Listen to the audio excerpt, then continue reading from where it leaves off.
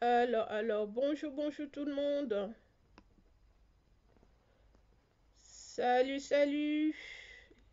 Bonjour Alpha Meta, bonjour René, bonjour Dodé, bonjour Oussine, bonjour Alal.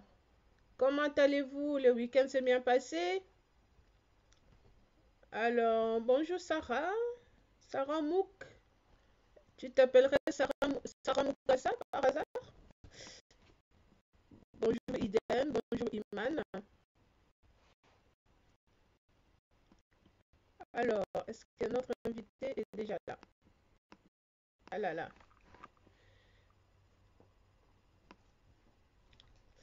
Bonjour Mohamed.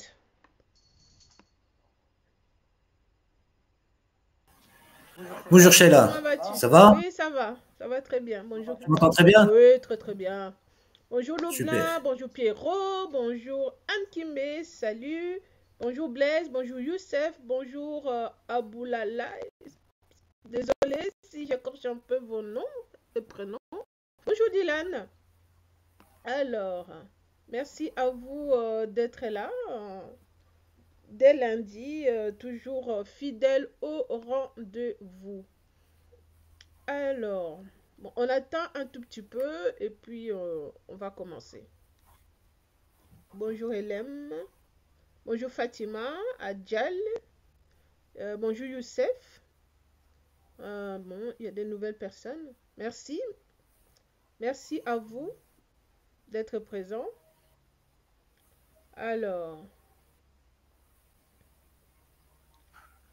je vérifie vite quelque chose. Et puis,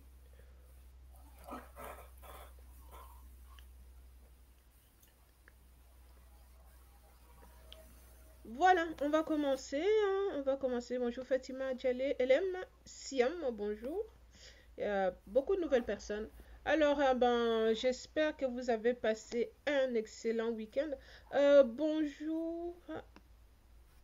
Bonjour Siam, c'est à la fin que vous pouvez lever la main et poser vos questions ou apporter un plus à l'échange.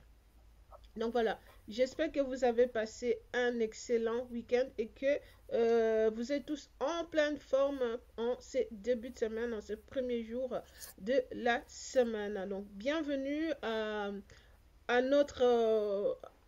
à notre podcast audio live sur LinkedIn, Mon réseau, ma réussite, qui explore l'importance du networking et des connexions dans la réussite d'une personne et aussi comment le networking, le pouvoir de connexion peut aider une personne à réussir sa carrière professionnelle. Avant d'aller plus loin, je tiens à remercier mes deux partenaires, Orange Money Europe, qui est une application en ligne qui permet de transférer de l'argent de l'Europe vers l'Afrique à nos proches ou encore à nos partenaires business. Deuxième, c'est les réseaux des solopreneurs Become Community, qui est un réseau qui réunit les entrepreneurs et que nous animons en organisant des événements aussi bien en ligne que hors ligne.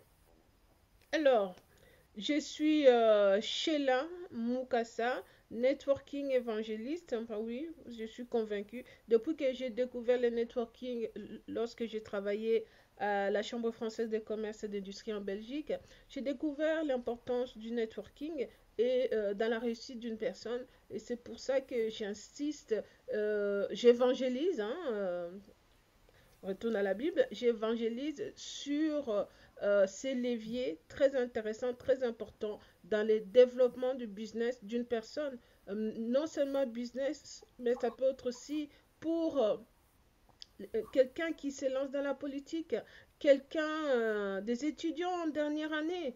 N'attendez pas de quitter l'université pour commencer à vous créer un réseau autour de vous. C'est pendant vos études, vous pouvez tout doucement commencer à construire votre réseau pour justement pouvoir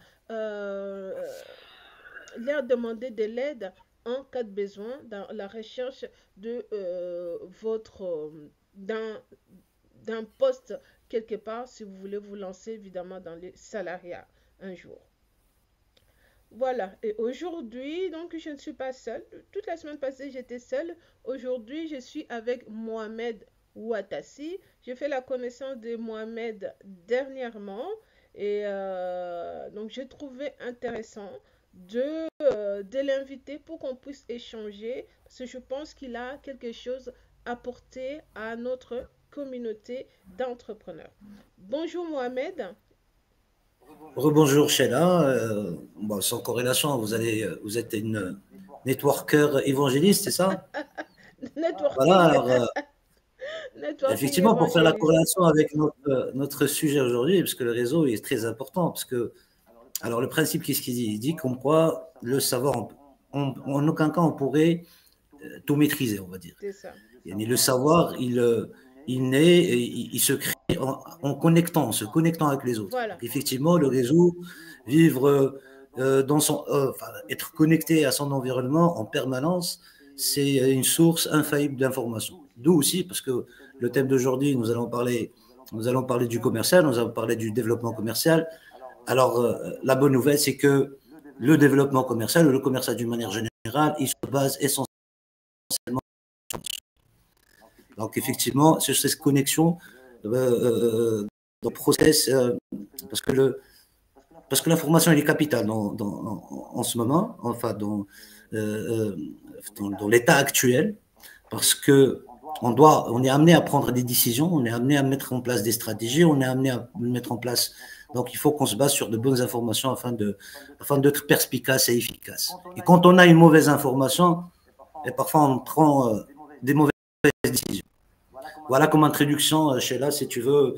Alors, Merci. Et voilà. si tu peux commencer par te présenter, qui es-tu, Mohamed? Tu vis où? Au Maroc, je pense. Ouais, je suis au Maroc, je suis à Casablanca. Bonjour à nos Donc, je amis. m'appelle Outassi Mohamed. Bonjour à nos amis Je vais me présenter marocains. rapidement. Ouais, les amis. Enfin, ils sont avec nous, ils sont avec nous. Je dis bonjour à tout le monde d'ailleurs. Nos amis marocains, africains. Bon, nous sommes tous africains, on va dire. Oui. À tous nos amis. Merci d'être là. J'espère que cet échange va vous apporter quelques éléments, on va dire, qui vont vous servir dans votre vie quotidienne. J'imagine que Ah là là. la majorité de ta communauté chez là, c'est des entrepreneurs, c'est des Des cadrans entrepreneurs. Des d'entreprise. entrepreneurs. La majorité, c'est des entrepreneurs. Oui, Donc, oui, oui. des entrepreneurs qui se lancent Qui se ou lancent, qui sont déjà lancés, les deux. qui sont déjà lancés. Hmm. Très bien. Ok. Très bien. Alors, je dis bonjour à tout le monde. D'accord. Ok, donc voilà, mais toi tu es fondateur, tu es spécialisé dans tout ce qui est commercial et développement commercial d'une entreprise, d'une activité entrepreneuriale. Exactement. Alors, je vais me présenter rapidement. Donc Ouatassi Mohamed, je suis un diplômé de l'ISCAE en 2003 en marketing et vente. Donc, j'ai toujours occupé, parce que je suis passé par une phase de salariat en tant que cadre d'entreprise. J'ai toujours évolué dans le métier du commercial, tout le temps en poste de management commercial. Donc, j'ai lancé mon cabinet en 2012 parce qu'effectivement, je voulais aussi, on va dire, apporter cette valeur, surtout par rapport à cette fonction. Ne faisons pas que ça. Donc, ça, c'est un cabinet pour Function Consulting, est un cabinet de conseil et de formation spécialisé en développement commercial, mais pour nous, le développement commercial n'est que le cœur de métier, c'est-à-dire nous nous intéressons à tout ce qui est développement des performances. Parce que vous allez voir tout à l'heure peut-être que le commercial est automatiquement lié à d'autres départements, d'autres spécialités dans l'entreprise. Donc c'est pour moi, pour nous, la performance commerciale elle fait partie de la performance générale de toute entreprise. Donc nous nous intéressons à d'autres thèmes comme le leadership, que le management, la gestion des ressources humaines, parce que pour nous, c'est un tout. Donc l'objectif principal, pourquoi le commercial? Parce que tout simplement pour nous, c'est ce qui fait la différence. Donc maintenant, nous sommes dans un contexte qui est évolutif, qui est changeant, qui est marqué par une concurrence rude, c'est-à-dire que le marché est ouvert. et aussi les clients, on va dire les consommateurs, les clients d'une manière générale, ils deviennent de plus en plus avertis, exigeants, ils ont l'information. Donc, effectivement, donc le commercial, c'est ce qui permet de faire cette différenciation, on va dire. Voilà, pour nous, elle est capitale, comme les autres aussi fonctions de l'entreprise. Je ne dirais pas que le commercial, parce que c'est interdépendant, ils sont dépendants. Tout ce qui est produits, services, bien sûr, tout ce qui est gestion des ressources humaines, gestion financière, etc. Mais la mauvaise nouvelle, on va dire, chez là, c'est que s'ils n'arrivent pas à vendre, quel que soit le produit que nous avons, quelle que soit la gestion, quelle que soit la maîtrise, quelle que soit l'ingénierie qu'on apporte, bah finalement, ça ne va pas vraiment servir à quelque chose.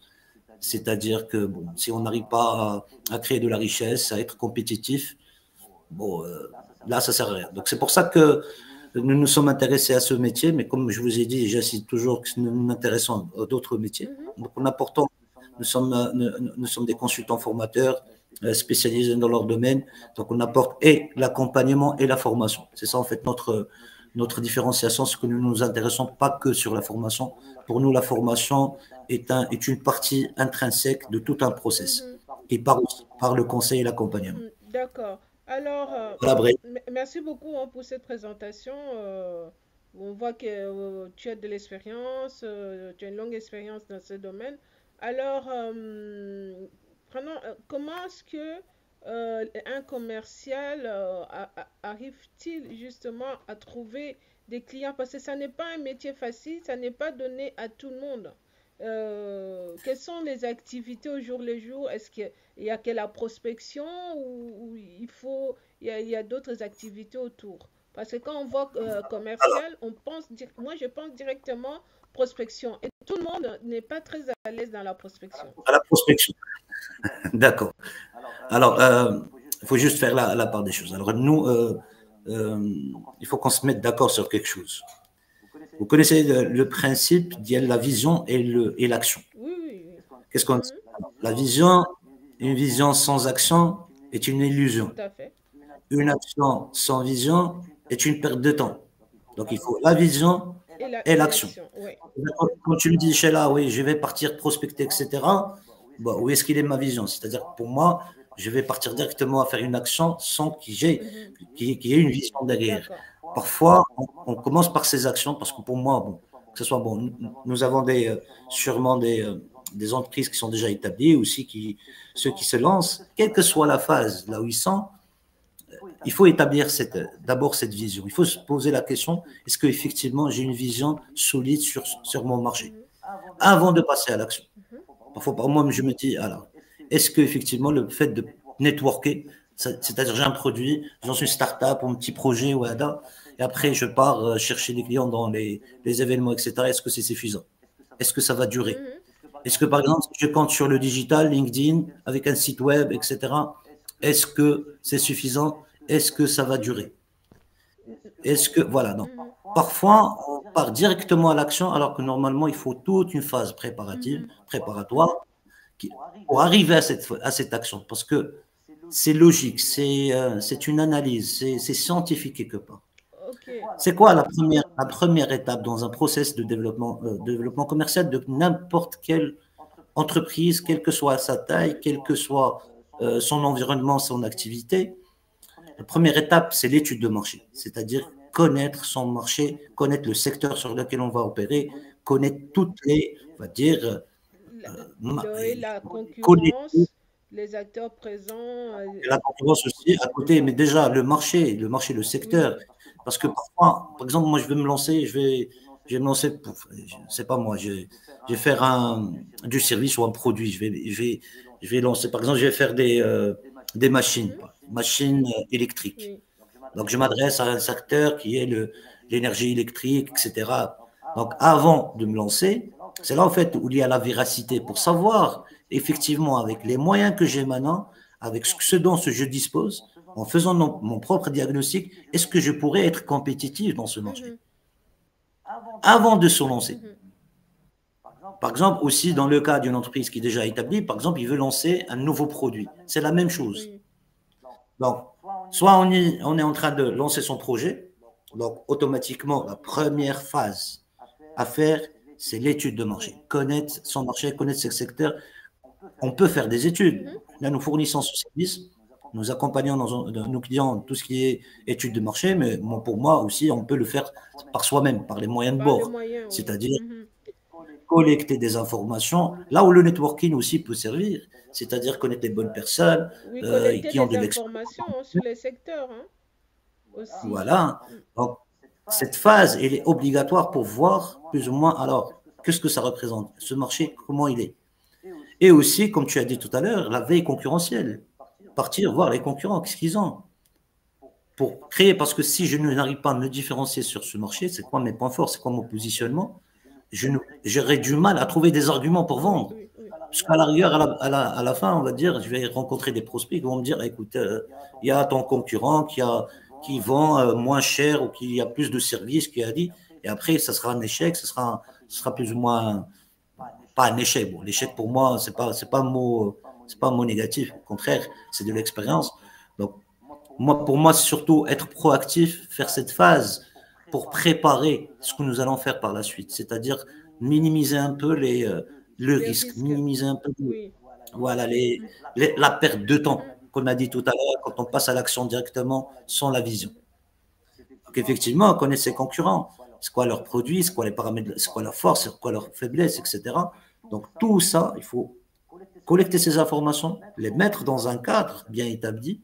On peut utiliser là tout ce que nous avons des moyens digitaux maintenant, du cloud, Excel. Bon, on a plusieurs moyens maintenant pour mettre en place. Il y a le Power BI, il y a pas mal de choses.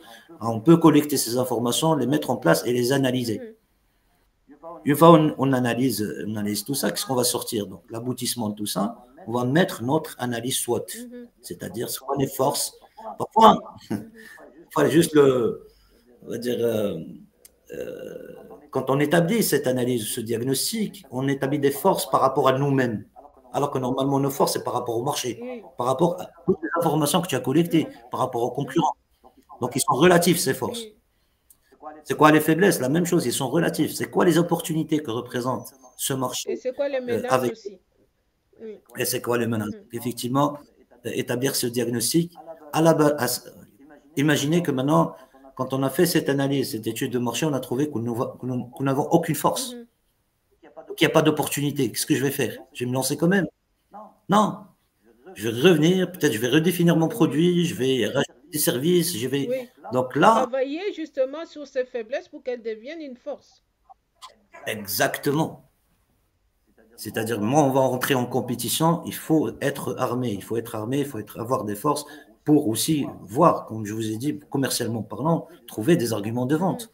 Parce que sinon, bon, on aura des objections et on n'aura aucun élément de De réponse. réponse, ouais. Quand on va quand on va proposer à nos clients, c'est quoi la valeur ajoutée, on va Mhm. dire. Mhm. Parce que bon, parfois on est tellement amoureux De son de produit. nos produits qu'on croit que le produit marche à tous les coups. Parce que peut-être, bon, moi je suis ingénieur, je suis un technicien, etc. Donc je sais comment aide les produits à date, je suis convaincu. Mais l'élément vente, l'élément commercial, parfois il dépend de d'autres aspects, à part, on va dire, à part on va dire la valeur technique du produit ou du service. Parce que quand on parle vendre, c'est du relationnel. La vente, on dit tout le temps que la vente, il se base sur la confiance. C'est-à-dire tout ce que vous faites, même si vous êtes plus cher, même si si on vous fait confiance, on Mhm. achète automatiquement. Parce qu'on est sûr qu'on va avoir cette valeur ajoutée, on va avoir cet accompagnement, on va avoir on va dire, on va bâtir une relation professionnelle Mhm. solide, Mhm. gagnant-gagnant. Donc c'est pour ça que cette étape, elle est fondamentale pour savoir effectivement comment je vais rentrer dans ce marché, comment je vais vendre. C'est-à-dire que là, à partir de ce diagnostic, je pourrais mettre en place un plan d'action commerciale. D'accord. C'est là où je vais définir. Alors d'abord déjà, il y a un point très important, c'est de connaître sa cible, Oui. définir sa cible. Quand je parle connaître sa cible, par exemple, moi je vais m'adresser à des entreprises d'automobile. Alors, ces entreprises, quelle est leur taille, Mhm. euh, le poids financier, l'enjeu géographique, etc. Donc, vraiment établir aussi le profil De ses clients. de De la cette cible. cible, oui. C'est-à-dire connaître, parce que parfois, on ne peut pas aussi adresser nos produits ou les services à tout le monde, à tout le marché. Mhm. Même si on peut effectivement, par exemple, je vends du biscuit, je vends un truc agroalimentaire, d'accord, très bien, mais bon, est-ce que j'ai la capacité d'adresser à tout le marché? Parce que, par exemple, moi, je commence petit et j'ai de grosses commandes. Est-ce que je pourrais les satisfaire? Si je ne peux pas les satisfaire, automatiquement, donc, ça va être une défaillance, etc. Donc, comme je vous ai dit, définir, connaître, c'est-à-dire avoir des informations qualitatives et quantitatives sur le prospect, sur les prospects ou la cible, Mhm. à qui on va s'adresser. Ou- ou- Parce que le principe de la prospection, tu as dit, comme je t'ai dit la dernière fois, le plus important n'est pas de toucher la cible, mais de bien viser. C'est comme quand on envoie, par exemple, même quand on envoie des CV, par exemple. Parce que pour moi aussi, c'est du commercial. On est en train de vendre des compétences, etc. Moi, je suis un ingénieur, par exemple, ou je suis un commercial, ou je suis un dit. Donc, à chaque fois que j'ai une offre d'emploi, j'envoie. Mhm. Ça ne va pas servir à grand-chose. Par contre, si je qualifie, voilà à qui je veux m'adresser, voilà avec qui, ou là, dans quel secteur, enfin le secteur précis dans lequel je veux travailler, etc. La même chose avec l'entrepreneur. Donc, il faut se concentrer sur une niche d'abord. Mais c'est une niche qui est porteuse de valeur, c'est-à-dire que c'est là où je suis sûr plus ou moins, j'ai un pourcentage de certitude que je vais avoir un retour. Mhm. Le principe du commercial chez là, c'est que on fait jamais une action qui soit pas rentable. Parce que le piège, parfois, quand on entend, par exemple, dans la prospection, on a une base de données, à chaque fois, parfois, on se dit, on fait euh, 50 envois de mails, 50 newsletters ou 50 appels téléphoniques, Mhm. il n'y a pas de retour, Oui, il n'y a pas de, des il n'y a retours, pas de rendez-vous, des il n'y a pas réactions. de. Donc, je suis démotivé. Je me dis, ah, alors, ouais, non, ça marche pas. Ou peut-être on m'a raccroché au nez. Peu importe. Donc, ce travail que je conçois, que je demande qu'on fasse, c'est de faire un travail qualitatif, c'est-à-dire de concentrer Mhm. sur une niche que je connais et qui présente un potentiel pour moi. Mhm. Donc, un segment ou peu importe. Selon, bien sûr, les moyens de bord, selon les paramètres de ma situation. Mhm. Alors, Donc, je vais revenir sur un point. On demande toujours, il faut bien travailler sur sa cible, bien commencer et tout ça, mais c'est pas toujours évident de trouver les informations sur sa cible. effectivement, Surtout quand on s'adresse au B2C. Au B2B, ça peut aller, les entreprises publient les rapports annuels, on peut les trouver sur le Banque nationale ici en Belgique. On peut avoir accès aux comptes publiés à la Banque nationale, mais pour les B2C, c'est un peu compliqué, hein. Comment trouver alors ce qu'ils aiment, pourquoi je où ils vont faire leurs courses par exemple, non, combien ils gagnent. C'est toujours un peu compliqué ça. alors pourquoi je t'ai dit tout à l'heure qu'il faut faire des études de marché? Est-ce qu'une étude de marché avec des questionnaires ne permettrait pas de connaître plus ou moins les tendances et les habitudes de consommation de massive en B2C, D'accord. par exemple? Aussi, pourquoi nous avons maintenant des outils comme il y a l'intelligence artificielle, mais ça aussi, on peut l'utiliser. C'est le plus important, comme je t'ai dit tout à l'heure, le savoir, c'est-à-dire ces informations, ils peuvent être générés en étant en contact avec l'autre. Mhm. C'est-à-dire, il faut ouvrir dans un premier temps les canaux de communication au lieu de vouloir juste vendre. Oui. Par exemple, je t'appelle chez là, moi je suis en train de faire, bon, je vends un service de formation, etc. Dans un premier temps, je ne vais pas te dire, écoute, moi je suis le meilleur, je fais une formation commerciale, nous avons de bons tarifs, etc. Je vais m'intéresser à toi Oui, déjà. oui, oui, Chez là, tout quel à niveau fait. tu as, Mhm. c'est quoi tes objectifs, etc. Donc pour moi, c'est une sorte d'information. Si j'arrive pas à trouver de l'information sur Internet, il faut le trouver sur le terrain. Et sinon, il faut le trouver en étant en contact permanent avec ton marché, avec tes Mhm. clients, que ce soit en B2C ou en B2B. Mhm. D'accord. Alors, Parfois, on fait la prospection téléphonique ou pas la prospection par mail ou peu importe, ou même sur LinkedIn, sur les réseaux sociaux, juste pour connaître ma cible, mhm. c'est-à-dire juste pour générer cette Oui, information, oui, oui, pour être en de contact, manière pour, indirecte. Alors, pour interagir en direct. mhm. Alors, il m'arrive souvent de lire, donc je ne suis pas la seule, de lire, j'ai encore vu ça, j'ai lu un post la semaine dernière, les personnes qui déconseillent les enquêtes. les études du marché. Beaucoup disent oui, ça ne sert à rien. À partir du moment, entre le moment où on réalise l'enquête, l'étude du marché et le moment où on lance son entreprise ou son activité, toutes ces personnes-là sont un peu sont perdues. On n'a plus d'informations et ces personnes-là ne suivent pas justement pour acheter les personnes qui avaient répondu à l'enquête. Que penses-tu de ça? Ah ben, je pense qu'ils ont le droit de dire ce qu'ils veulent. Mhm, Bon, chacun est libre de dire ce qu'il veut, mais moi, je suis plus ou moins, j'essaie d'être le plus factuel possible. oui. Parce que pour moi, comme je t'ai dit tout à l'heure, le commercial, c'est de l'information. C'est-à-dire que maintenant, si jamais je n'ai pas ces informations, j'ai peu de chances de réussir par la Mhm, suite. C'est-à-dire le coût, on va parler coût, par exemple. Si je mobilise un moyen, enfin, de la ressource et du temps et du coup pour préparer mon terrain, je vais moins souffrir.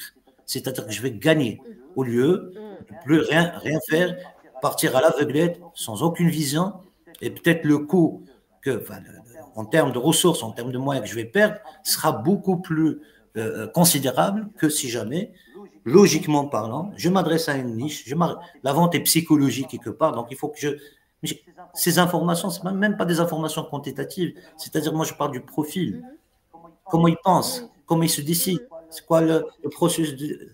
Ils achètent comment? Par plaisir, par nécessité, vraiment, psychologiquement parlant. Si je m'adresse à des B2C, même quand je m'adresse à des B2B, c'est-à-dire le décideur lui-même. mhm. Moi, parfois, je demande aux commerciaux, enfin, les commerciaux qui travaillent, ils s'intéressent effectivement au profil du décideur Oui. pour pouvoir moi, entrer en communication. Ce n'est pas de la manipulation, rien du tout. Mais quand j'ai de l'information préalable, je serai beaucoup plus préparé, Mhm. beaucoup plus efficace. Par exemple, Sheila, je te dis, Sheila, je sais que tu as lancé ton entreprise et que tu es en phase de démarrage, etc. Donc là, je te lance une information. Donc, je pourrais avoir une réponse. D'accord, oui, oui. Et là, c'est à moi de développer, oui, effectivement, je viens de lancer mon entreprise, je propose ceci, je m'adresse à telle clientèle, à telle cible. Voilà. Par exemple, je t'appelle Sheila, je te dis, alors Sheila Mukasa, est-ce que tu peux te présenter, s'il te plaît? Je voudrais savoir où est-ce que. Là, ça va être un peu. Bon, c'est un petit exemple, mais bon, c'est juste pour voir un peu, effectivement, c'est quelque chose de logique. Oui. Quand j'ai de l'information, je suis mieux, je suis en Oh, avance. oui, oui, oui. Donc Je l'information, suis hein, mieux il préparé. y a un monsieur, il s'appelle Alain Tiba, qui insiste justement sur l'information. Les entrepreneurs, les entreprises doivent faire attention à l'information, à l'environnement qui les entoure, justement pour pouvoir. Et en plus, bien sûr, et aussi, il faut s'assurer de la véracité de Oui, oui, l'information. tout à fait. Je te donne un exemple. Je te donne un exemple. Surtout parce que quand je t'ai dit tout à l'heure, une action commerciale doit être automatiquement rentable. Mhm, Imagine que moi, je pars, je fais une relation professionnelle, c'est-à-dire je fais de la prospection, etc. Mais qu'à la fin, je ne suis pas, j'étais pas préparé, je n'ai pas de politique commerciale, j'avais aucune information sur ce prospect. Finalement, je ne suis pas payé. mhm. Est-ce que pour moi, c'est une vente? C'est pas une vente. Oui, oui. Parce que la vente, normalement, elle doit générer, générer on va dire, le tarif, on va dire, ou le montant qui lui correspond. C'est-à-dire que parfois, dans cette recherche d'informations, on peut, dans un premier temps, avant de rentrer en relation avec un prospect, de voir le recouvrement, il se fait au Mhm. départ. Par exemple, moi, je suis dans un secteur, il y a les délais de paiement, ils dépassent les 6 mois. Est-ce que ça m'arrange? Non. Il y a pas mal d'entrepreneurs qui sont tombés dans ce piège. Tu sais, au Maroc, nous avons pratiquement entre 8 000 et 12 000 entreprises qui déposent bilan chaque année. Mhm. En majorité, c'est à cause de ça. C'est-à-dire que parfois, bon, j'ai un grand compte, c'est des contrats des millions et des millions de dirhams. Ils commencent à travailler par leurs propres ressources, ils épuisent leurs ressources, ils ne sont pas payés à temps, et il est obligé de fermer Oui, boutique. oui, tout à fait. C'est souvent quand on travaille avec l'État aussi, hein. Bon, l'État, au moins tu es garanti, mais le privé, Privé, oui. c'est tu es perdu, tu es perdu. Non, C'est un exemple pour te dire non, je ne veux pas, vraiment, décourager quoi que ce soit. Non, automatiquement, moi par exemple, si j'ai une information comme quoi ce client ou ce segment de clients, ils ont tendance à retarder ou à payer un peu plus tard. Automatiquement, là, il faut que j'ai une politique commerciale, mes conditions générales de vente. C'est ça les éléments avec lesquels je vais négocier. C'est-à-dire que je vais exiger au départ, par exemple, une avance de 50%, de 40%, etc. Au lieu juste parce que, bon, on signe le contrat, ça veut dire qu'on a effectué une vente. Pas forcément. Alors, tout ça pour te dire que l'information, elle est capitale, que ces études de marché, et la bonne nouvelle, juste un petit mot par rapport à ça, c'est que quand on fait une étude de marché, on ne le fait pas qu'une seule fois. L'étude de marché se fait tout au long de la vie de l'entreprise. Oui, à chaque instant, oui, c'est vrai. Et pas nécessairement au lancement. C'est vrai, tu as raison. Quand on dit au commercial, le vendeur, que ce soit le chef d'entreprise, parce que bon, pour moi, tout le monde est commercial, tout le monde est vendeur. Toute l'entreprise, parce qu'il faut faire la part des choses, parce que finalement, toute l'entité, toute l'entreprise, elle est destinée à vendre, destinée à fidéliser des clients, etc. Donc, il faut qu'il y ait une culture, quelle que soit la taille de l'entreprise. Le commercial, il a 3 rôles principaux. Le premier rôle, c'est de vendre, bien sûr. Vendre, qui dit vendre, automatiquement fidéliser, relancer, etc. Donc, faire cette partie, cette action commerciale. Le deuxième, il représente l'image de marque de l'entreprise.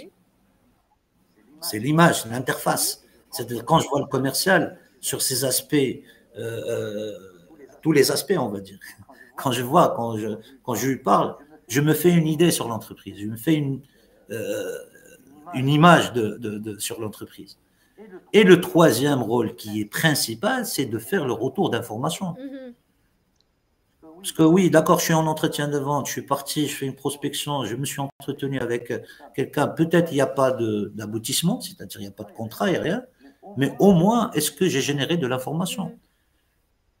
Et des informations, ces informations-là qui vont automatiquement alimenter ma base, cette cellule de veille, qui est là où il y a l'étude de marché aussi, la veille concurrentielle, l'étude de marché.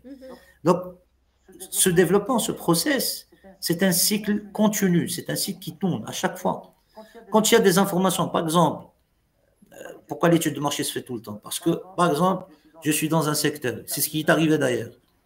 Je suis le seul, dans un premier temps, je suis le seul à vendre un produit X.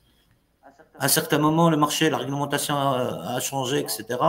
L'environnement a changé, donc maintenant, mon marché, il est ouvert, donc il y aura de plus en plus de concurrents. Est-ce que ces informations ne vont pas bouleverser l'entreprise? Il doit automatiquement prendre en considération cette information pour s'organiser en fonction de ça. Donc, une information change au niveau de mon environnement, automatiquement, je dois redresser mon plan d'action. Donc, ça va influer sur ma cellule étude, ma cellule veille, qui va automatiquement changer ou impacter mon plan d'action. Donc, c'est pas des sciences, c'est pas un travail figé qu'on fait d'une manière ponctuelle. Non, c'est tout au long de la vie de l'entreprise. Voilà. Ok, ça va. Donc voilà, si je résume déjà, il faut avoir une vision, et non pas passer directement à l'action, sinon c'est une perte de temps, c'est l'échec assuré. Et ensuite, il faut réaliser des enquêtes, les études de marché. Oui. Quand on lance une entreprise, hein, le département commercial est très très important, mais n'est pas le seul. Il faut aussi travailler avec d'autres départements. Voilà. Alors, c'est exactement ça. Maintenant, alors, pour moi, c'est la vision. C'est-à-dire, effectivement, on a étudié notre marché, on a fait notre veille concurrentielle, on a établi notre diagnostic, on connaît nos forces, nos faiblesses, etc. On établit notre plan d'action commercial. Le plan d'action commercial, c'est une stratégie commerciale. Une stratégie, bon, pour moi, ce pas des stratégies qui vont durer. Je ne vais pas faire des stratégies sur 1 an, 2 ans. Parfois, on fait des stratégies sur 3 mois. Comme je t'ai dit tout à l'heure, un ingrédient, un élément change, ça va impacter automatiquement sur ma stratégie. Qu'est-ce que je veux dire par stratégie? C'est tout simplement, là, on va passer à l'action. Quelles sont les actions que je vais mettre en place pour là, enfin, qu'on va adresser à notre cible, par quels moyens l'organisation que je vais mettre en place. Par exemple, moi, je suis un entrepreneur, je suis un auto-entrepreneur ou je suis une entreprise de petite taille. Qui va se charger? Est-ce que j'ai une organisation commerciale ou pas? En termes de ressources humaines et en termes d'outils. C'est-à-dire, voilà, quelles sont les actions que je vais adresser à cette cible, par quels moyens, sur quelle durée et pour quel objectif. Il faut définir ces quatre variables. Mais comment je vais les définir si je n'ai pas fait l'étape préalable? Donc, à chaque fois, parfois, ça peut marcher. C'est-à-dire, maintenant, oui, j'ai des services à vendre, etc. Je pars sur LinkedIn, je poste, etc. Ouais, j'ai des entrants, mais est-ce que ça va durer sur le temps? Est-ce que c'est suffisant? Voilà, c'est la question qu'on doit se poser. Mais pour connaître les actions les plus efficaces, il faut se baser sur cette analyse, pour moi, qui est scientifique, pour choisir les meilleures actions. Et aussi selon les moyens que nous avons. Parce que les actions. Oui, c'est aussi voilà, pour un moyen pour pérenniser l'entreprise. Voilà, quand je parle de moyens, je parle de ressources humaines, je parle de moyens financiers aussi. Oui, bien sûr. Est-ce que je vais ouvrir une boutique? Est-ce que je vais investir dans des stands? Etc. Est-ce que j'ai des ressources humaines, c'est-à-dire des salariés? Voilà. Donc, ça, c'est pour les entreprises, les projets qui se lancent. C'est le même principe aussi pour une entreprise qui est déjà établie. Sauf que cette fois-ci, on commence par un diagnostic. On évalue un peu, on mesure ce qui est déjà à l'intérieur de l'entreprise. En termes d'organisation, est-ce qu'il y a des études de marché qui sont faites, etc. Est-ce qu'il y a des plans d'action? Est-ce que les ressources humaines sont suffisantes? Est-ce qu'ils sont formés? Est-ce qu'ils sont qualifiés? Est-ce que l'outil que nous utilisons pour piloter notre performance, pour gérer les flux d'informations, etc., il est adapté? Est-ce que aussi les forces, ils sont toujours des forces ou pas? C'est-à-dire cette analyse SWOT, il faut qu'il soit faite aussi d'une manière permanente. Oui. Parce qu'une force que vous avez aujourd'hui, peut-être, elle va disparaître par la suite, parce que vous allez tout simplement passer par les autres. Tu conseilles de réaliser cette étude une fois par an ou plusieurs fois par an? Pour moi, d'une manière périodique. Pour moi, écoutez, c'est comme une salle de marché. Une entreprise, c'est comme une salle de marché. C'est-à-dire, tu rentres, tu vois un peu ce qui se passe dans ton marché. C'est quoi les montées, les descentes, etc., les rouages. Donc maintenant, je peux établir, modifier à la base de cette étude. C'était une étude, ça veut dire que j'ai collecté ces informations, je les ai analysées. À la base de cette analyse, je peux établir mon plan d'action. Un nouveau plan d'action. D'accord? Parce que c'est quelque chose qui est en relation avec, si le marché bouge, on va dire. Alors, je te donne un exemple. Il y a longtemps, nous avions des entreprises qui se croyaient maîtres de la situation.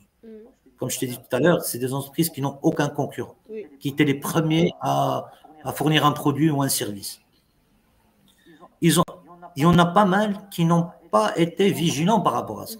Ils se croyaient, bon, moi maintenant, j'ai mes clients, j'ai un portefeuille, les commandes, ils sont là, etc. Donc, je suis bien. Mais quand le changement ou la décadence vient, ils viennent d'une manière brusque. Un jour ou l'autre, tu vois ton chiffre d'affaires en train de descendre. Donc, si tu n'as pas ces mécanismes, comment tu pourrais t'en sortir par rapport à cette situation? Aucune organisation, aucune veille, aucune information. Tu crois que c'était donné, et à un certain moment, un jour ou l'autre, est-ce que tu sais que toute entreprise, d'après des études, que toute entreprise perd pratiquement 50% de ses clients tous les 5 ans. Moi, je demande par exemple à des entrepreneurs qui sont déjà installés, qui sont déjà établis, ou des entreprises qui sont déjà établies, de comparer leur portefeuille client d'il y a 5 ans par rapport à celui d'aujourd'hui. Ils vont voir une grande différence. Parce que la majorité des clients qui partent, ils ne te le disent pas. Non, c'est vrai. Quand t'appeler chez là, je vais te dire, écoute, malheureusement, je ne vais plus travailler avec toi. Je ne vais plus des commandes. Non. Parce que de simplement, peut-être lui-même, il s'est lancé dans ton activité, il est devenu concurrent. Peut-être, je ne sais pas, Donc, il y a des raisons. Et ce n'est pas parce qu'eux aussi, ils partent parce qu'ils sont insatisfaits. Oui. Ah là, ils sont satisfaits, ils sont bien, etc. Mais tout simplement, ils ont trouvé mieux. Parce que, bon, finalement aussi, quand on parle du B2B, même B2C, chacun, il va chercher de la nouveauté. là où il peut Ah, payer moins voilà son cher. intérêt, de la nouveauté, de d'autres méthodes, d'autres Mhm. outils, etc.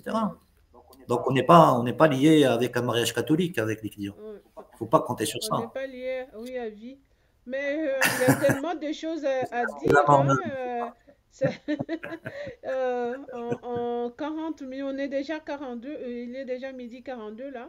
Il y a tellement de choses à dire, mais je crois que peut-être il faudra continuer ça sous forme de formation Effectivement. ou bootcamp. Effectivement. Alors, juste par rapport avant, je vais prendre 2 minutes juste pour terminer un peu on va dire le schéma. Oui, Donc maintenant, quand on a un plan d'action, il faut le mettre un plan d'action, une stratégie commerciale.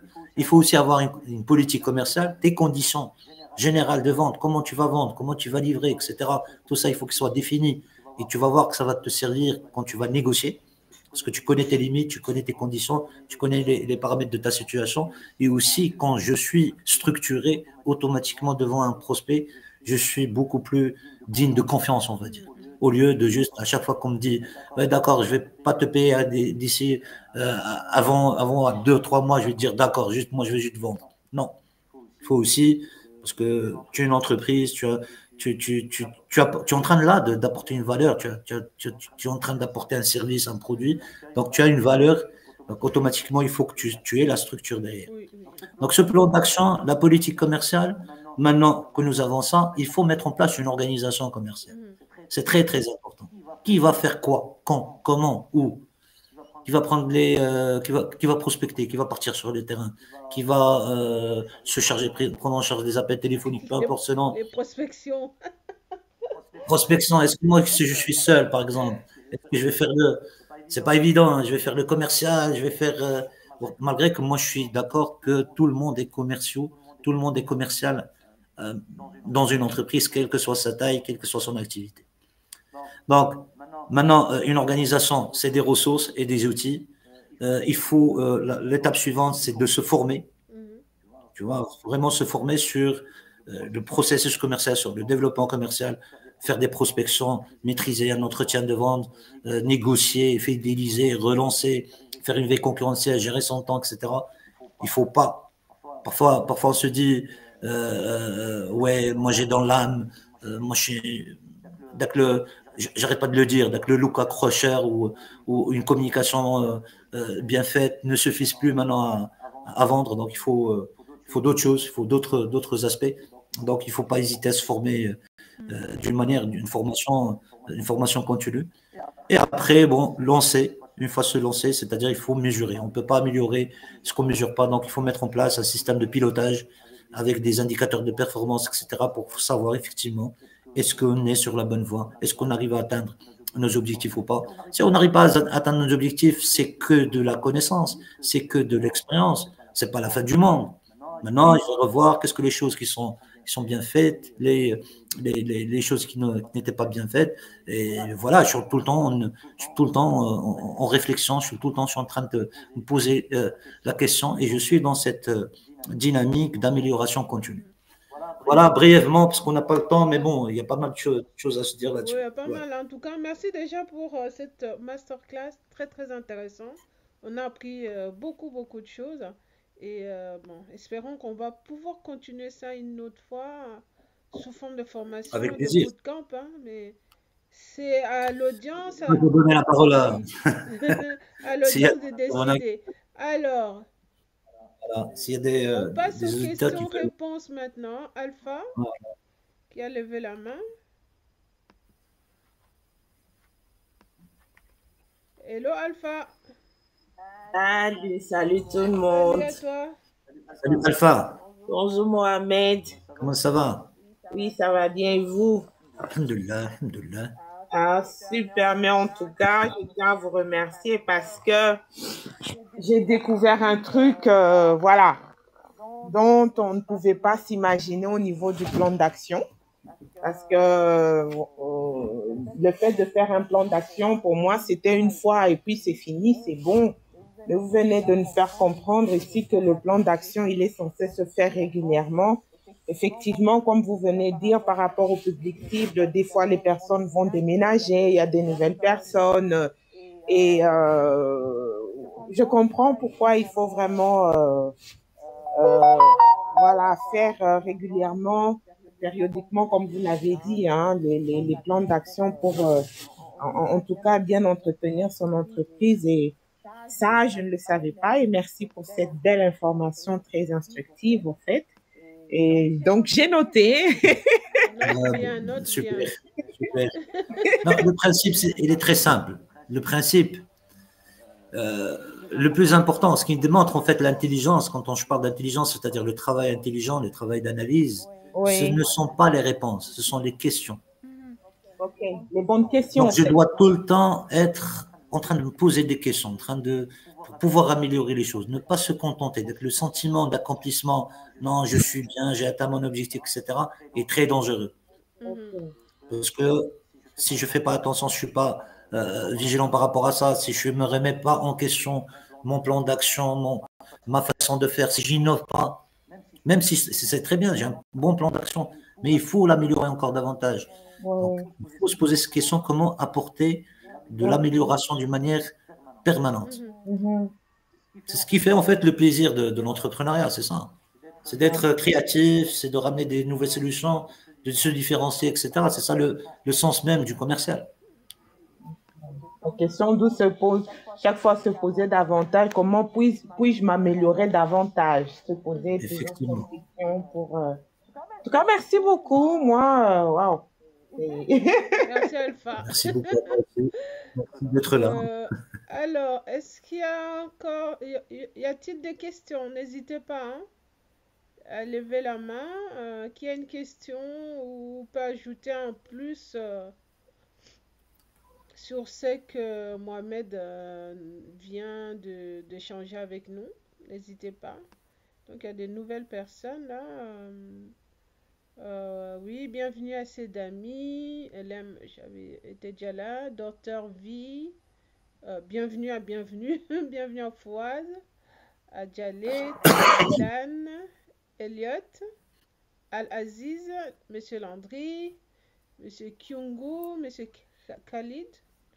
Gazoua. Bienvenue à vous. Bienvenue à Ahmed et Lola. Halima qui veut prendre la parole, si tu veux, c'est une question. Ok, Halima.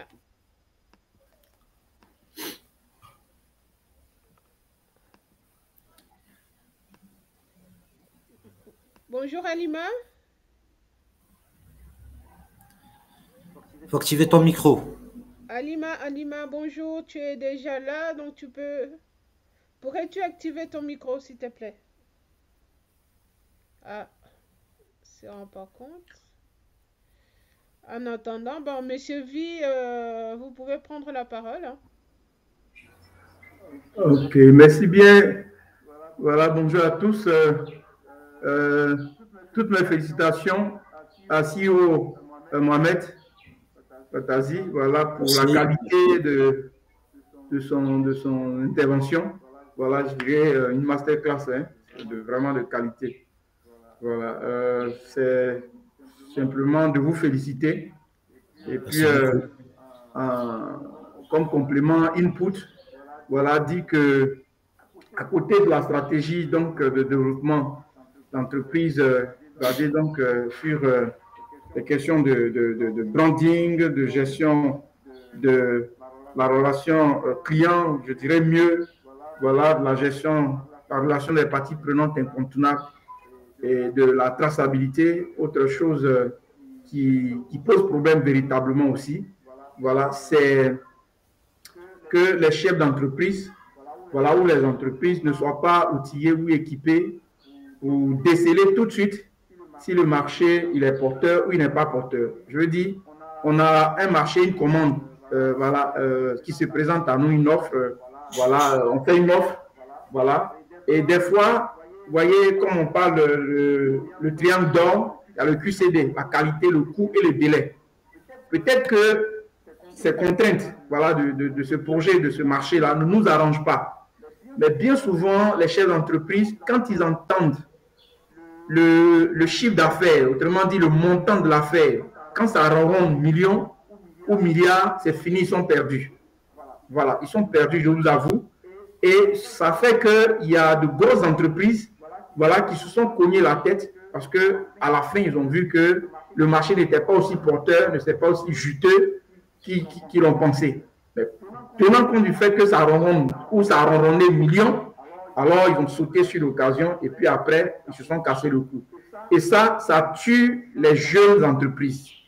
Voilà, ça tue les jeunes entreprises. D'où toute l'importance pour un chef d'entreprise d'avoir, je dirais, des outils d'aide à la prise de décision, une étude de rentabilité, par exemple, de projet ou de marché, ou quand on projette les valeurs, voilà, on fait peut-être le débouché sec ou on voit le coût de l'investissement. Par exemple, on va acheter des intrants, le personnel qui sera mobilisé, tout ça. Quand on analyse ces éléments-là, on voit tout de suite que, tiens, le marché n'est pas aussi juteux, n'est pas aussi rentable qu'on le croit. Et ça pourrait vraiment, véritablement aider, voilà, pour ne pas que les jeunes entreprises meurent. Et la difficulté pour les jeunes entreprises de passer les 3 ans ou les 5 ans, pour la plupart du temps, ça vient de là. Voilà, on a un marché qu'on a mal apprécié. Voilà, et on a investi plus que on a facturé dans ces cas. Ou encore les questions de délai dont parle CEO Mohamed, ou dont a parlé CEO Mohamed. Voilà, vous avez des marchés. Des fois, ce n'est pas aussi clair avec le privé. L'État, on sait, il faut se dire que les marges là-bas, c'est assez intéressant, mais l'État met du temps pour payer. Et donc, quand on veut aller sur de tels marchés, il faut se préparer en conséquence. C'est-à-dire que les financiers, ceux qui vont nous accompagner, voilà, sur ce projet, si c'est sur fonds propres, ou bien encore peut-être c'est le fournisseur qui nous accompagne, ou encore, je ne sais pas, d'autres financiers des structures étatiques, je dis bancaires, voilà, qui nous accompagnent, il faut vraiment leur dire la vérité. Et cette vérité-là, bien souvent, n'est pas dite aussi par les chefs d'entreprise. Voilà, on fait croire que c'est un marché que d'ici peut-être 60 jours, 30 jours, 45 jours ou 90 jours qui sera payé. Et voilà, la banque nous accompagne. Et puis maintenant, l'argent ne vient pas. Le marché, le paiement ne vient pas. Et quand c'est comme ça, les AGO ou bien les taux d'intérêt, des trucs comme ça, ça peut venir absorber, voilà, tout le bénéfice. Voilà, et on va réaliser, on a fait des travaux, on n'a pas de bénéfice. Voilà, donc il faut que les éléments de la contrainte de projet, à savoir la qualité, le coût, les délais, ce soit vraiment respecté. Quand on commence à respecter ça, on s'inscrit dans une démarche qualité et à la fin, c'est sûr que nous aurons un rendement de qualité à l'avantage de toute l'entreprise. Donc voilà ce que je peux dire pour appuyer le bien exposé de CEO Mohamed Ouattara. Je suis tout à fait d'accord. Merci beaucoup pour ce que tu as dit. C'est effectivement ça. Mais là, il y a juste un point. Je vois que vous êtes chercheur, que vous êtes. Il y a parfois, que ce soit bon, je ne sais pas si en Europe aussi, mais au Maroc, en Afrique, on a du mal à trouver de l'information. Parce que quand il y a des études établies, c'est-à-dire par des institutions, etc., sur des secteurs privés, plutôt précis, il y a des études, il y a soit des anciennes études, donc on n'a pas ces informations. C'est pour ça qu'on est obligé à chaque fois de la chercher sur le terrain. Mais effectivement, ce que tu as dit est très important. C'est-à-dire que maintenant, quand on veut se lancer, il faut bien connaître ses limites. Il faut bien connaître les paramètres de la situation. Pourquoi aussi, parfois, bon, il ne faut pas se dire que parfois, je vais me lancer, je vais faire une entreprise, je vais investir, mais je suis sûr d'avoir un grand contrat avec un grand compte. Parfois, les grands comptes ne payent pas à temps ou ne payent pas. Et les grands comptes, il faut se dire, la vérité, c'est ça. La vérité, c'est que les grands comptes, quand ils prennent de grands contrats avec l'État ou autres, des grands chantiers, ils font travailler automatiquement, ils sous-traitent chez les petites entreprises et les moyennes. Donc, voilà, il faut s'assurer, parce que finalement, c'est les moyennes et petites entreprises qui font le travail, mais il faut quand même qu'ils s'assurent d'être payés à temps pour pouvoir continuer. Mais pour moi, à mon avis, pourquoi pas les petites et moyennes entreprises travaillent avec des petites et moyennes entreprises. Automatique. Il ne faut pas être très gourmand, parfois, donc surtout au début, dans le commencement, c'est-à-dire commencer avec de petits contrats en attendant vraiment de se faire une place solide sur le marché, après peser le pour le contre si nous avons de grands contrats.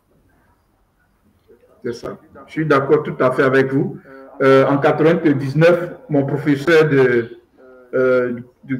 cours entrepreneuriat, quand j'étais encore à la marine, à l'école de la marine Marchand, l'Académie des sciences et techniques de la mer, donc Il disait comme ça, un chef d'entreprise doit être capable de décider s'il prend ou non un marché. Parce que prendre un marché, c'est comme avaler un morceau. Voilà. Et donc, il faut qu'on soit sûr que ce morceau peut passer facilement à travers la gorge, sinon on risque d'être étouffé.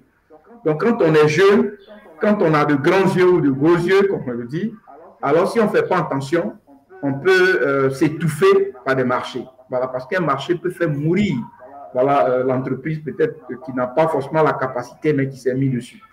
Donc, c'est bien de mesurer, prendre conscience de sa taille et d'aller tout doucement, une marche, deuxième marche, troisième, pour pouvoir arriver au sommet. Merci beaucoup. Effectivement.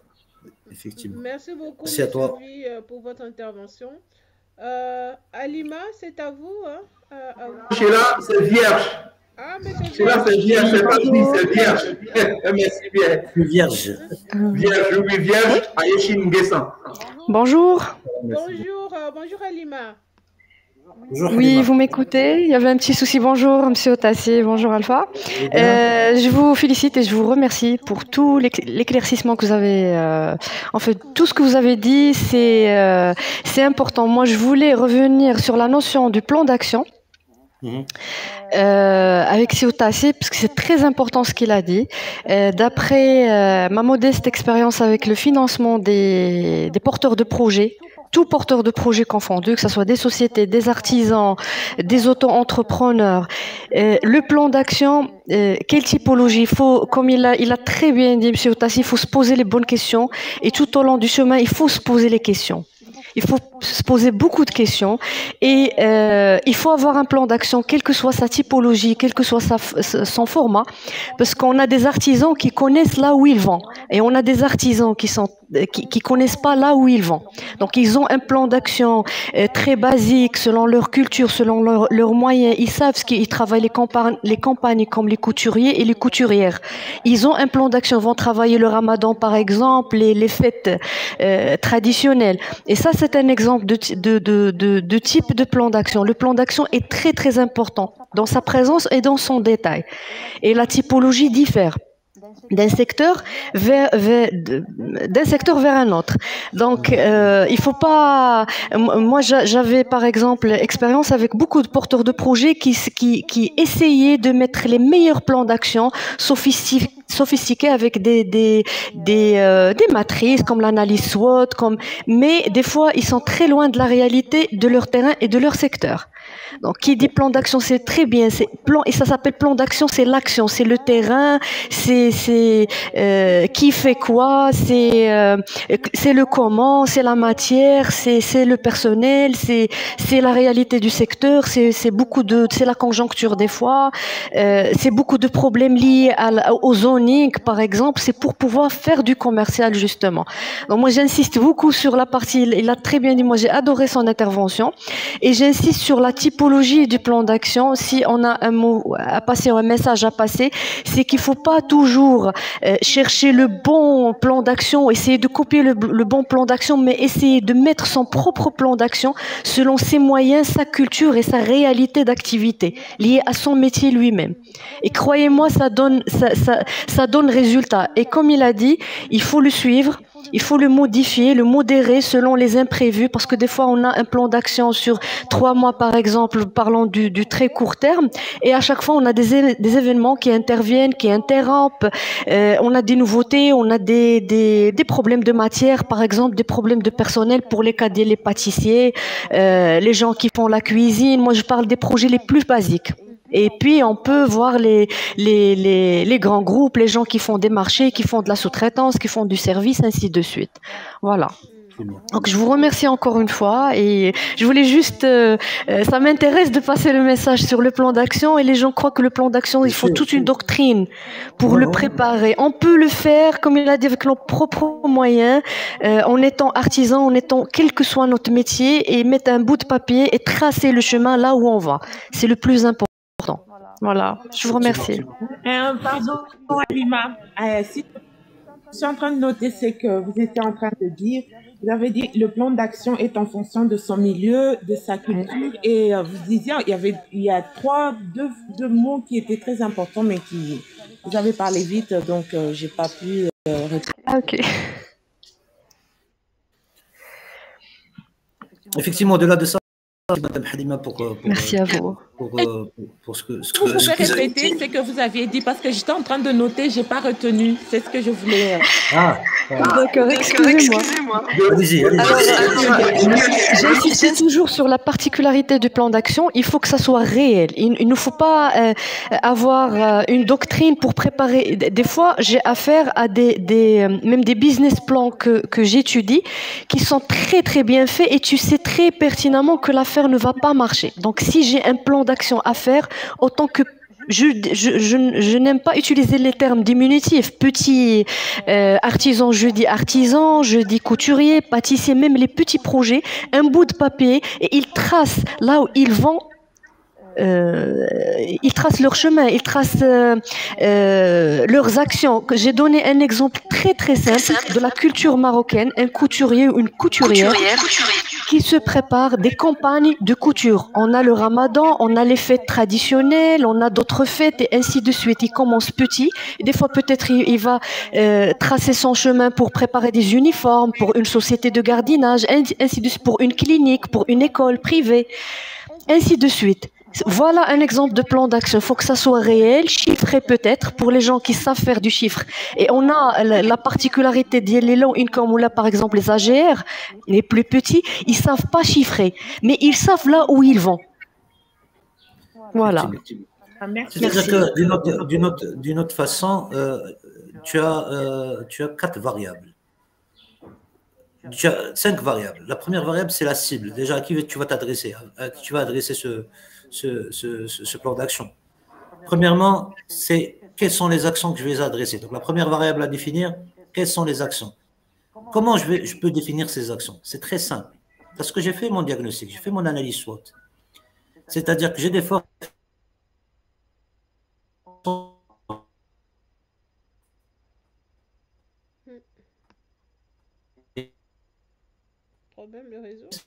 Saisir les opportunités et me protéger contre les menaces. C'est aussi simple que ça. C'est ça les actions que tu vas adresser. C'est-à-dire, comme Mme Halima a dit, couturière, dans tout ce qui est vente, par exemple, tu as l'opportunité, c'est que, par exemple, il y a des opportunités que le secteur ou l'État, par exemple, organise plus d'événements autour de ça, où il y aura des prospects, etc., pendant l'année. Ça, c'est une opportunité. C'est quoi la force que j'ai pour saisir cette opportunité? Est-ce que c'est la qualité de mon produit? Est-ce que c'est la communication que je vais utiliser? Est-ce que c'est on va dire, la ressource ou le commercial qui va, est-ce qu'il est performant? Donc, il y a plusieurs éléments. Donc, tout ça, c'est des moyens de bord. Donc, pour pouvoir concrétiser ces actions, il faut définir les moyens. Il va faire quoi?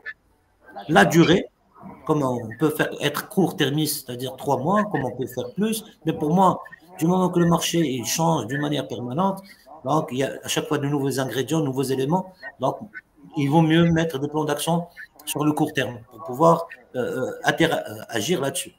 Et aussi pour quel objectif?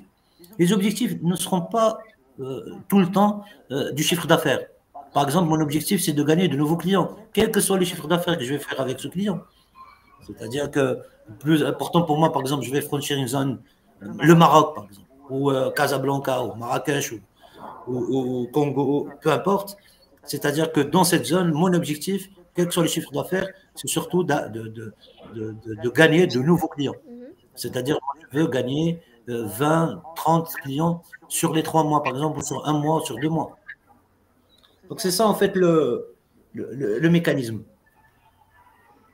Avec votre permission, c'est possible que je fasse une contribution sur le plan d'action, s'il vous plaît? Oui, allez-y, après on passe à GFT. Allez-y.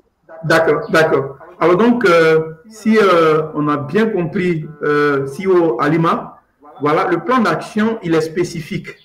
C'est-à-dire que si j'ai plusieurs produits à vendre, peut-être des robes, je ne sais pas, des chemisiers, des trucs comme ça, il faut faire un plan d'action pour chaque produit. Il est spécifique. Et pour faire simple, bon, moi je suis enseignant, voilà, donc pour faire simple, le plan d'action doit répondre à l'ensemble de questions dont l'écrivain Rudyard Kipling dit ses 6 fidèles amis, voilà, à qui il doit tout ce qu'il a appris, à savoir donc quoi, Donc, ces plans d'action de quoi? Donc, c'est qui? Toutes les parties prenantes qui sont impliquées, il faut pouvoir les identifier, d'où bien évidemment les cibles, tout ça, machin. Voilà ceux qui vont faire la force de vente qu'on va constituer pour ça, qui le fait, les acteurs, tout et tout. Voilà. Donc, quoi d'abord, qui par la suite, et puis où? Voilà, où on va fabriquer, où on va vendre, toutes les questions qui donnent pour réponse où. Voilà. Et puis après, on va sur quand?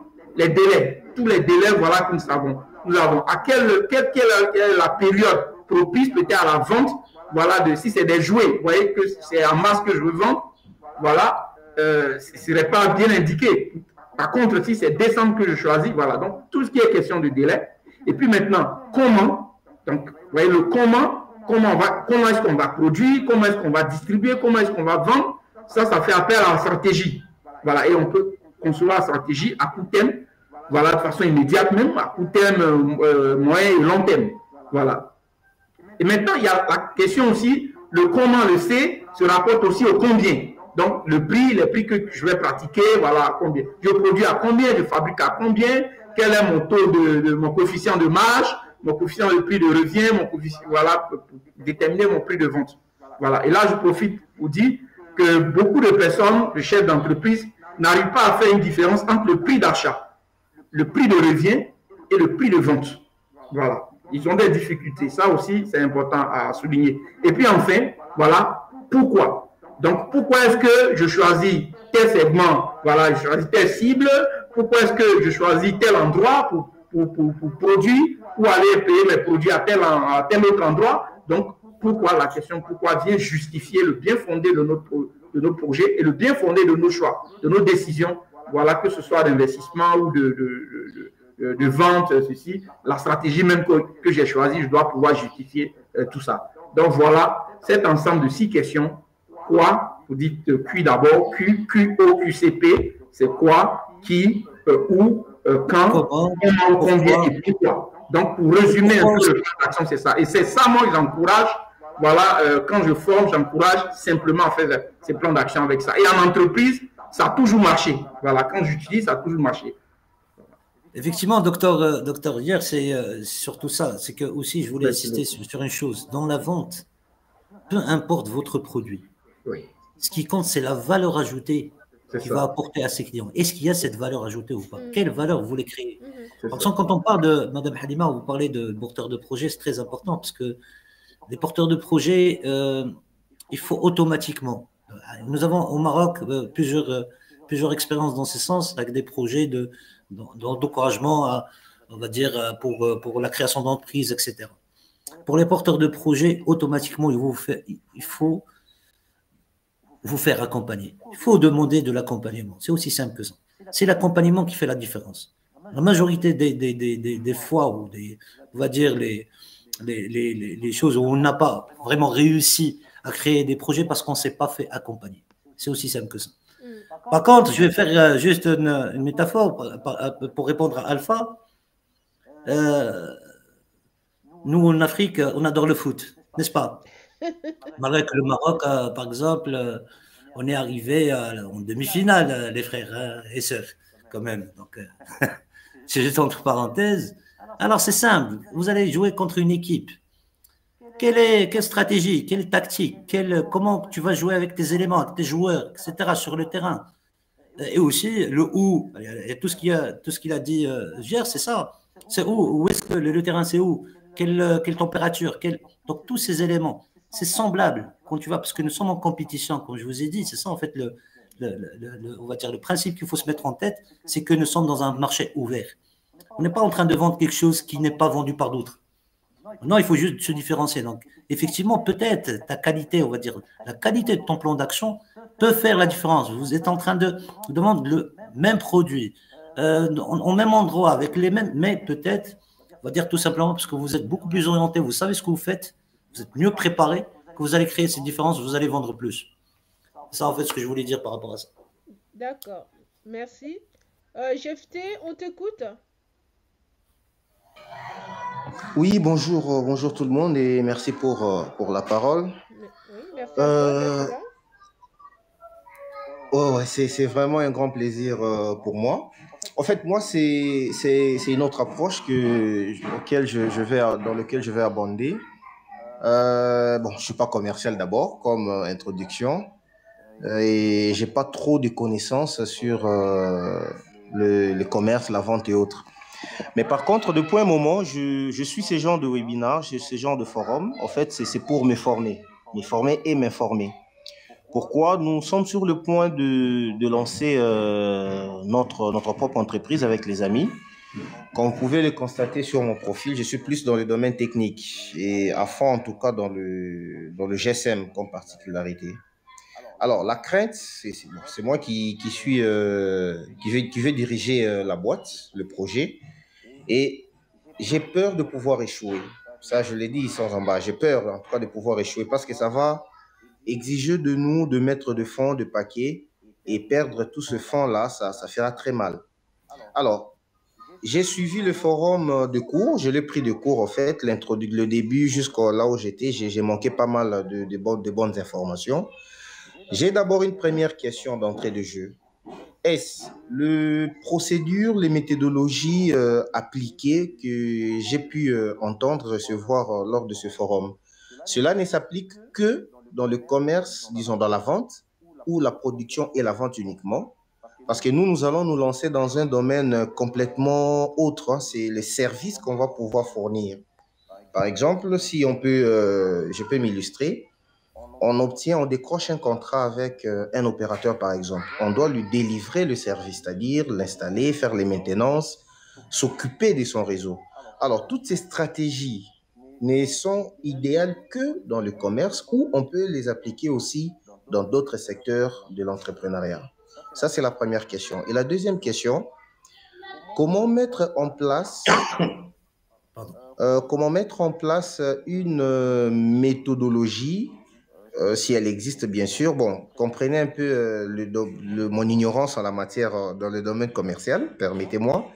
Comment mettre en place une méthodologie afin de réussir un début?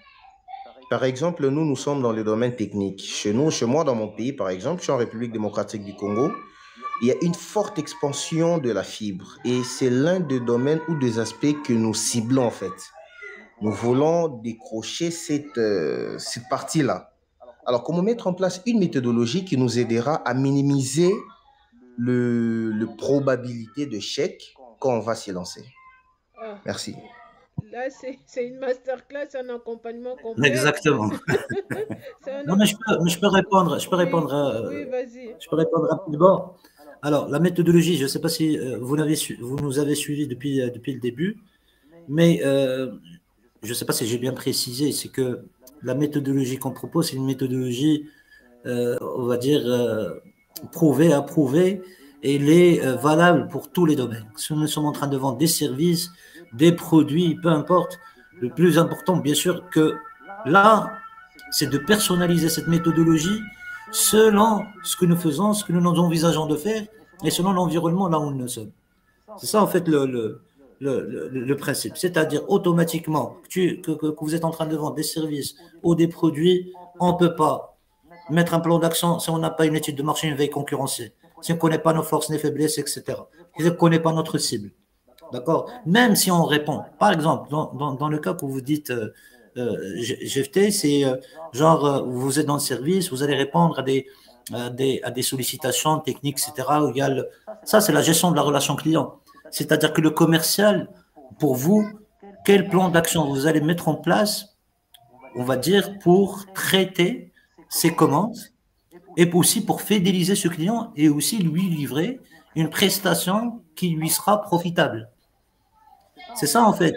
Comment on va gérer les flux d'information? Comment on va établir ce contrat? Comment on va se mettre d'accord? On va négocier les termes du contrat, etc. À quel prix on va le vendre, etc. Donc, tout ça découle.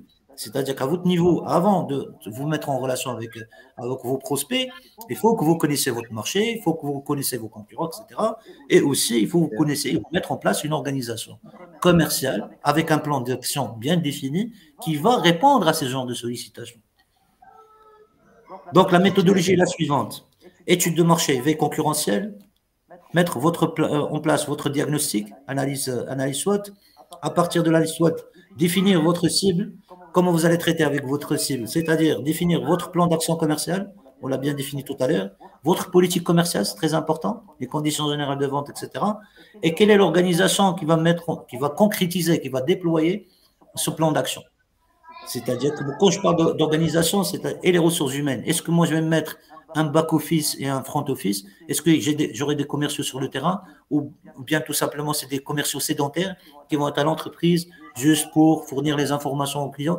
Donc tout ça, c'est en relation avec votre marché.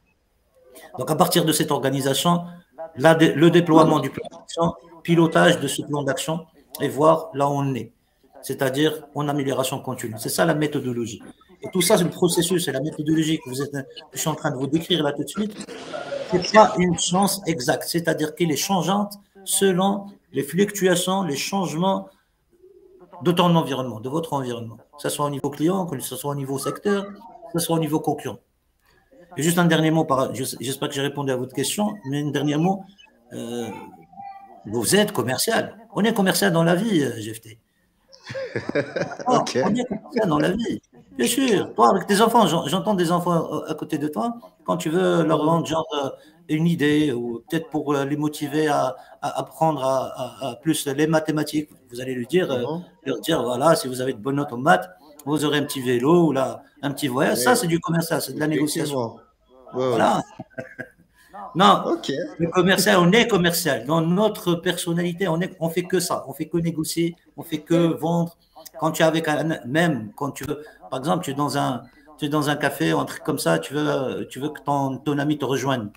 Il faut le convaincre. Tu vas lui dire, le café il est super, il y a une bonne ambiance, etc. Il est au bord de la mer. Non, on est commercial. Il faut juste le découvrir. Il faut juste le mettre en place. Et se former davantage aussi. Hein. Et se former aussi. Justement, en fait, c'est ça l'objectif. C'est l'objectif sur lequel je m'attelle depuis quelques mois déjà. Parce que nous avons un target date. On devait lancer notre boîte au plus tard le mois d'avril de l'année prochaine. Alors, c'est la responsabilité qui me revient. Alors, je suis en train de me former, chercher les méthodes, les stratégies en fait, j'apprends, je découvre parce que j'ai fait les humanités scientifiques et à l'université, j'étais dans le département technique. Donc, je suis en train de faire des gros efforts pour apprendre. Alors, certaines expressions que monsieur a dit tout à l'heure, là, c'est un peu comme du chinois pour moi, mais bon, j'ai fait un effort pour chercher la documentation. Est-ce que, voilà, une autre demande et une autre préoccupation. Comment je peux obtenir la documentation pratique qui puisse m'aider à réussir le business? Une documentation pratique. Alors, allez, moi, je vais faire le commercial. Moi, en fait, comme je dis, la méthodologie, nous sommes en train de la fournir. Si tu veux, on peut en parler après et vous donner toutes les informations nécessaires. Mais c'est ça, oui. Nous sommes commerciaux quelque part, mais on ne peut pas tout maîtriser. Donc, il ne faut pas avoir honte. C'est vrai que on apprend tous les jours, on n'arrête jamais d'apprendre. Et pour moi, le chef d'entreprise, c'est le premier commercial, c'est le premier. Il doit automatiquement maîtriser tous ces niveaux, mais il faut se faire accompagner. Donc, moi, je serai à votre écoute pour vous donner toutes les informations parce que pour vous répondre, il faut une autre séance. D'accord. Alors, on va terminer. En tout cas, c'est avec grand plaisir. Jabran. Allez-y. Monsieur Jabran. Oui, bonjour. Bonjour. Ça va? Bonjour tout le monde.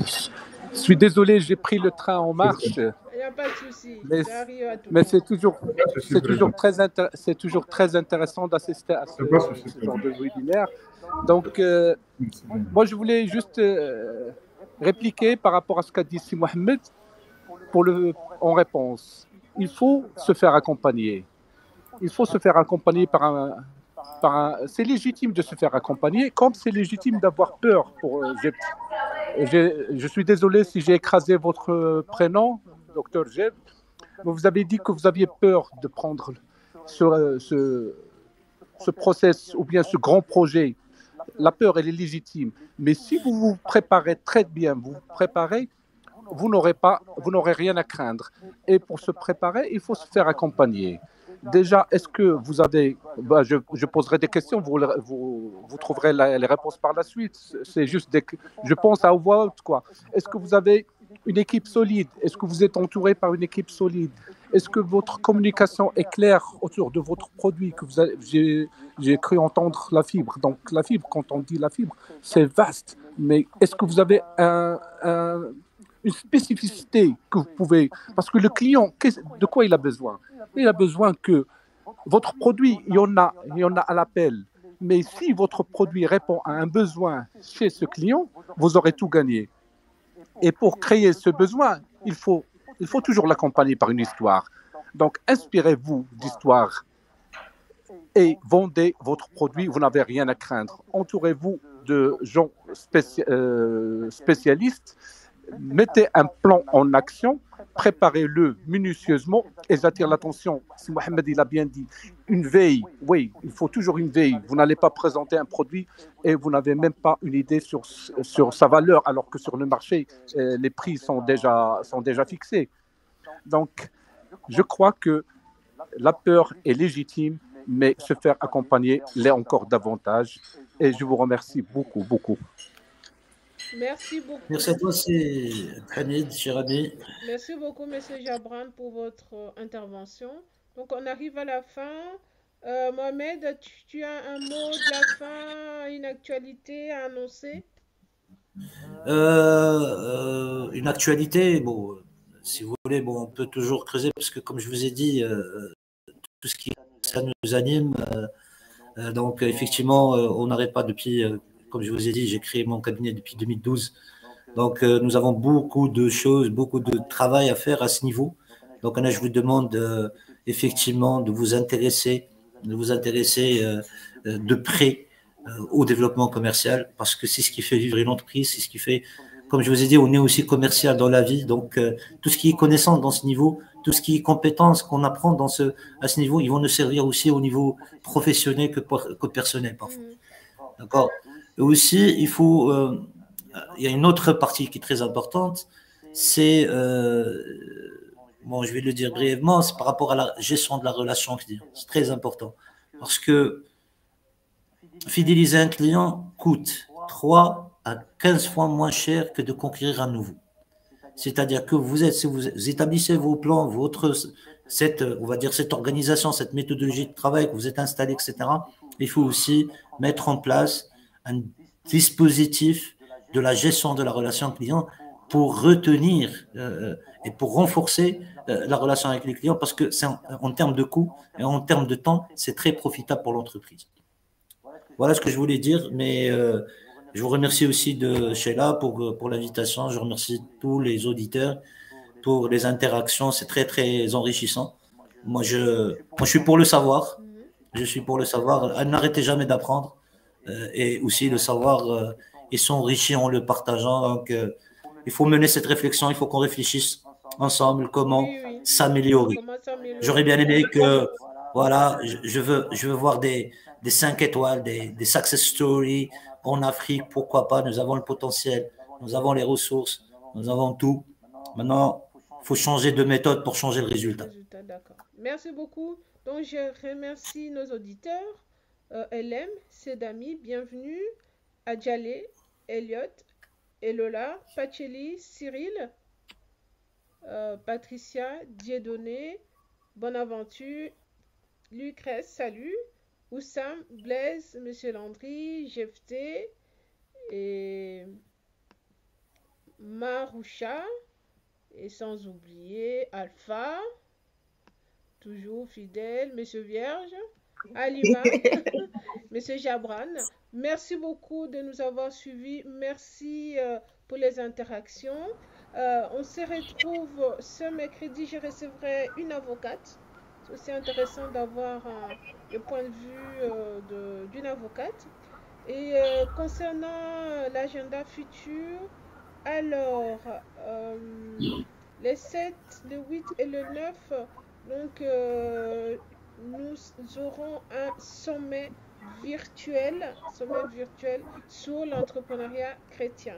Donc, il y aura 4 sessions sous différents thèmes par jour, donc n'hésitez pas à nous suivre. Ceux qui sont en Belgique, nous allons nous rencontrer au réveillon des entrepreneurs en présentiel. Nous attendons la réponse d'une salle avant de lancer la communication. Sinon, une grande nouvelle aussi, on lance un concept store près de Bruxelles où on va proposer des articles des créateurs de la diaspora.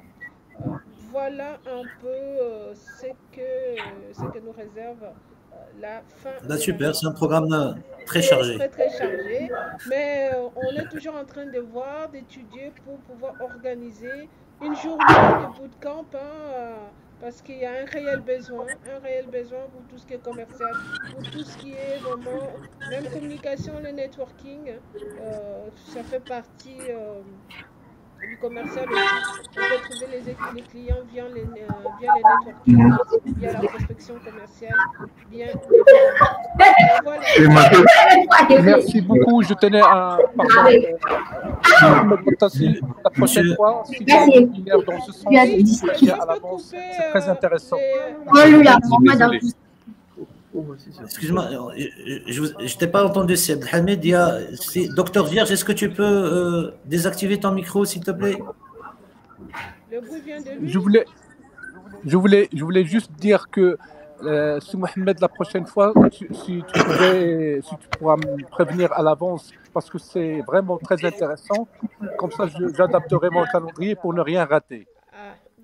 Si jamais il y a un replay, de ce webinaire. Je ne sais pas, il y a un enregistrement, Sheila? Oui, je vais mettre sur ma chaîne YouTube. Comme ça, vous verrez. D'accord, merci. Envoie-moi le lien aussi. Et je dis aussi, avant de clôturer, que pour nos auditeurs, etc., s'ils ont des questions par rapport à ça, nous avons tout un process d'accompagnement et de formation. Si vous avez des questions, quoi que ce soit, vous pouvez toujours interagir avec moi directement et aller sur mon compte LinkedIn. Je suis là à votre disposition. Et puis, voilà, apportant de la valeur mutuelle, gagnons ensemble.